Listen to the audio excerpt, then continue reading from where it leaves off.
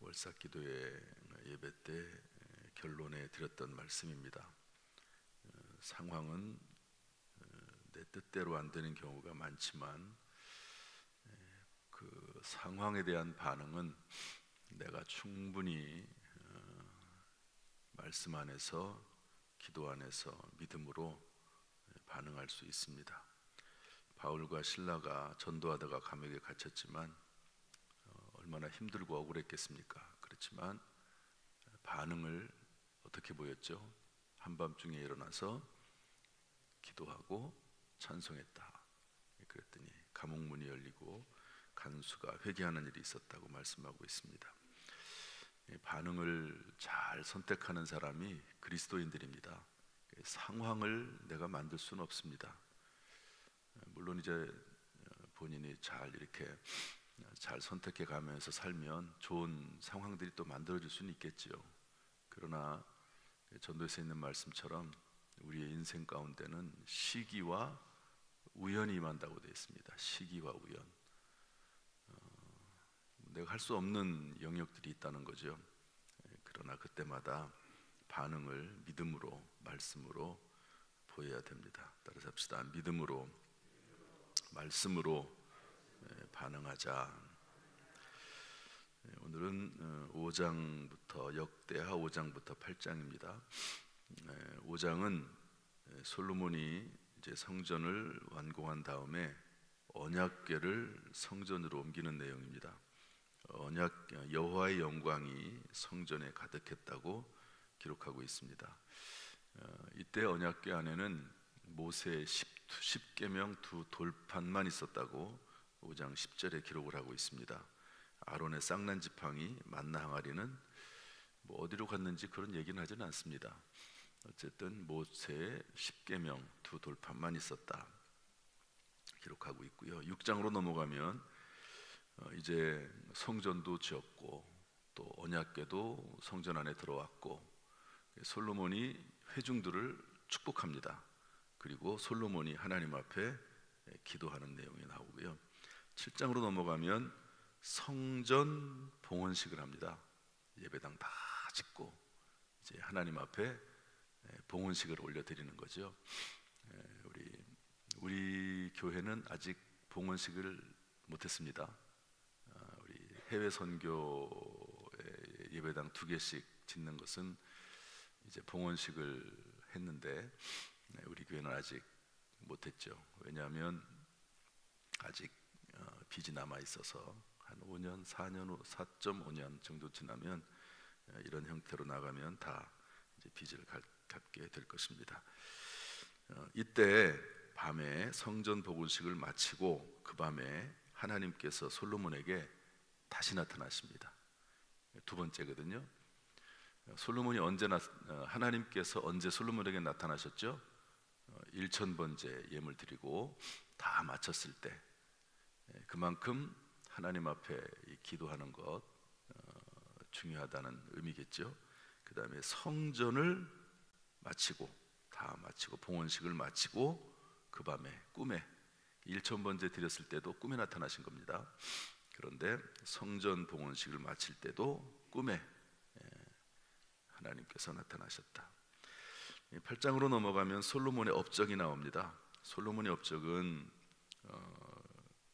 성전을 지은 거 7년 동안, 그 다음에 왕궁을 지은 거 13년 동안, 그러니까 20년 동안 건물 짓는데 힘을 쓴 겁니다. 어제 캄보디아의 이일철 선교사님이 방문하셨는데요. 이분이 우리 교단 출신 선교사님이신데 이런 얘기 하더라고요. 이분이 회개를 많이 했대요. 회개를.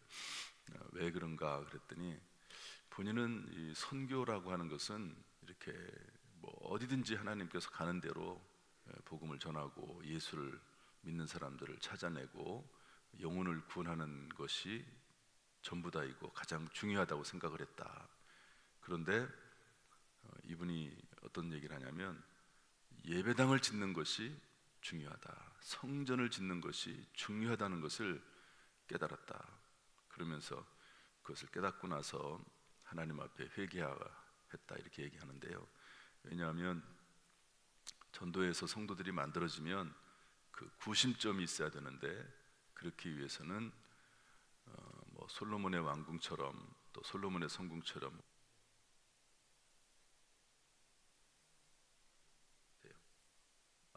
마이크 테스팅. 뭐 솔로몬의 성전이나 왕궁처럼 그렇게 화려하진 않아도 구심점이 되는 예배당이 있어야 된다, 그런 이야기를 하더라고요. 어쨌든 이 성전을 짓는 일, 왕궁을 짓는 일을 솔로몬이 20년 했습니다. 그리고 모세의 명령에 따라서 매일의 일과대로 성전에서 레위인들을 섬기게 했다 하는 그런 내용입니다. 이 내용 속에서 몇 가지 교훈을 받고자 합니다. 우리 5장 4절 말씀 읽어보겠습니다. 5장 4절 말씀 읽어보겠습니다. 다 같이 읽어보죠. 시작. 이스라엘 장로들이 이름에 레위 사람들이 궤를 매니라. 마이크 손을 댔는지 모르지만 처음 상태가 좋습니다. 이 자리는요. 4절 말씀 보면 이스라엘 장로들이 이름에 레위 사람들이 궤를 매니라 이렇게 되어 있습니다. 레위 사람들이.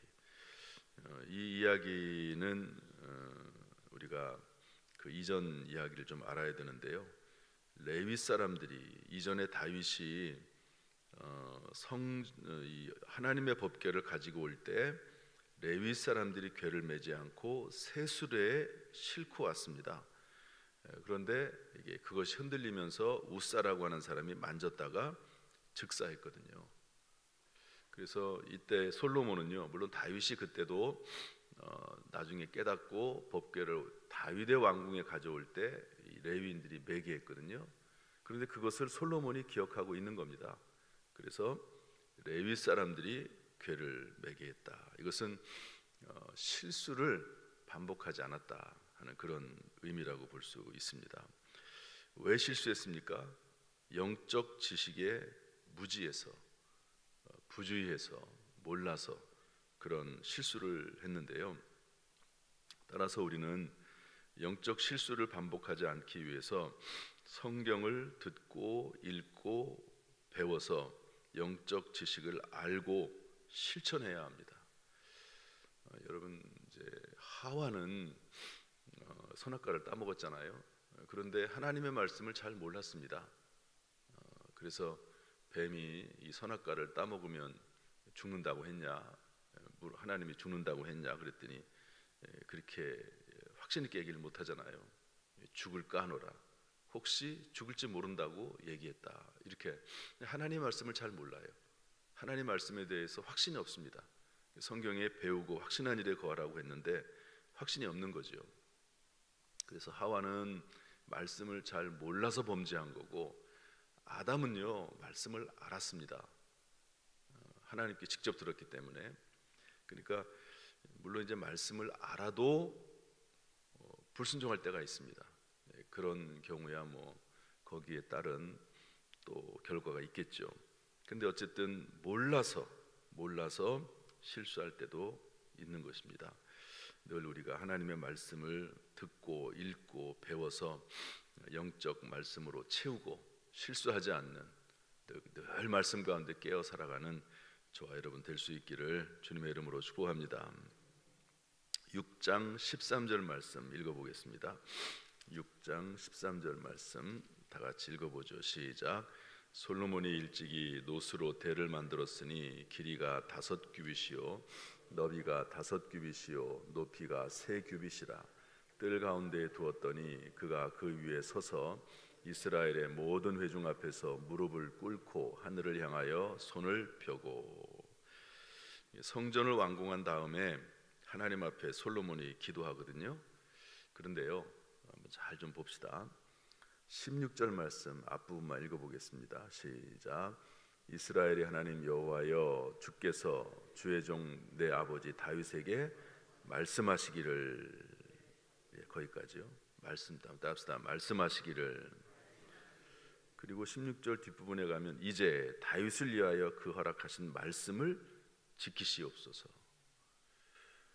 이게 기도 내용입니다. 지금 17절 보면 주의 종 다윗에게 하신 말씀이 확실하게 하옵소서.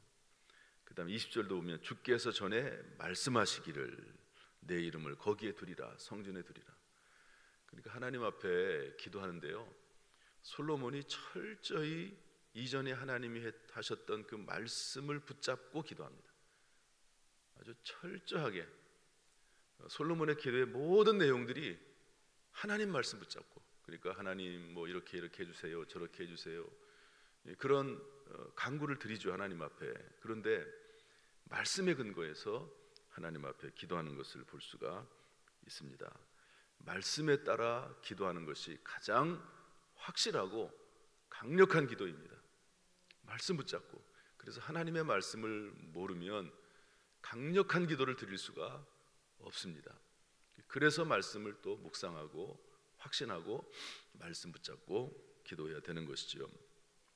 저는 말씀에 따른 가장 강력하고 확실한 기도는 주기도문이라고 봅니다. 왜냐하면 예수님께서 이렇게 기도하라고 마태복음 6장에서 알려주셨거든요. 이것은 확실하게 하나님의 말씀입니다. 확실하게 주님의 뜻입니다. 그리고 그 내용도 확실하게 하나님의 뜻입니다. 그러니까 주기도문으로 기도를 해야 돼요. 주기도문으로 반드시 기도해야 됩니다. 저도 찬양하고 또 여러 가지 기도 제목을 놓고 기도하고 또 방언으로 기도하고 그러지만 항상 하는 게 있습니다. 그것은 주기도문으로 찬송하면서 기도하고, 수시로 주기도문으로 길을 걸을 때도 기도하고, 일어날 때마다 기도하고, 잠들 때 기도하고, 주기도문으로 기도하고, 식사 시간에도 시간적 여유가 있으면 주기도문으로 기도하고, 주기도문 그 말씀으로, 말씀에 따른 가장 강력하고 확실한 기도, 그 기도가 주기도문으로 드리는 기도입니다. 여러분, 예수님께서 명령했습니다. 이렇게 기도하라고. 명령에 따라야 되는 것이죠. 여러분, 말씀 붙잡고 특별히 주기도문으로 강력하게 기도하는 우리가 될 수 있기를 주님의 이름으로 축복합니다. 마지막 세 번째로 우리 8장 13절 말씀 보겠습니다. 8장 13절 말씀 다 같이 읽어보죠. 시작.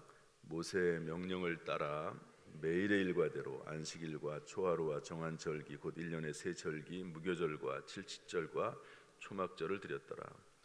그 다음에 14절 말씀 읽지 않겠습니다. 시간상. 거기 중간에 보면 어떤 말씀 나오냐면 레위 사람들에게도 그 직분을 맡겨 매일의 일과대로 이렇게 되어 있습니다. 매일의 일과대로. 그러니까 성전을 건축하고 나서 매일매일 해야 되는 것들을 정해놨습니다. 매일매일. 이것을 레위인들에게 맡겼거든요. 또 제사장들에게도 맡겼습니다. 신약시대 와서 저나 여러분은 왕같은 제사장이거든요. 그러니까 매일매일 우리가 해야 될 일이 있다. 매일매일. 그게 뭐냐면 12절 13절에 보니까 번제입니다. 번제. 이것은 예배거든요. 다시 말해서 매일매일 예배해야 된다는 거예요. 매일매일 뭐 해야 된다고요? 예배 드려야 됩니다. 예배. 뭐 가정 예배가 됐든 새벽 예배가 됐든 뭐가 됐든지 간에 매일매일 드리는 경건의 시간이 됐든 매일매일 말씀 읽고 매일매일 하나님 앞에 예배 드리는 삶이, 여러분, 그것이 거룩한 삶이고 하나님이 기뻐하시는 삶인 줄로 믿습니다. 14절 상반절에 보니까 찬송했습니다. 찬송할 때 내 안에 있는 악한 영의 유혹들이 떠나갈 줄로 믿습니다. 지옥이 떨리고 마귀가 물러갈 줄로 믿습니다. 14절에 보니까 수종 들었다고 했습니다. 봉사하고 섬기는 일을 해야 되는 것이죠. 선한 일을 하려고 애를 써야 됩니다. 네 번째 14절 하반절에 보니까 문을 지켰다고 되어 있습니다. 여기서 말하는 문은 성전문과 곡간문입니다. 그러니까 레위인들이 어떤 일을 했냐면 문지기를 성전에 딱 세워가지고 아무나 못 들어오게 했습니다. 여러분, 성전에 아무나 들어오는 게 아닙니다. 이방인들 못 들어옵니다. 다 이렇게 막거든요. 또 합당하지 않은 사람들 못 들어오게 막았습니다. 요즘 우리야 주차장이 뻥 뚫려 있으니까 누구나 다 들어올 수 있지만 성전에 아무도 못 들어오게, 아무나 쉽게 못 들어옵니다. 이것은 우리에게 주는 의미가 뭐냐면 세속에 물들지 않고 죄악이 내 안에 들어오지 못하도록 막는 것이고요.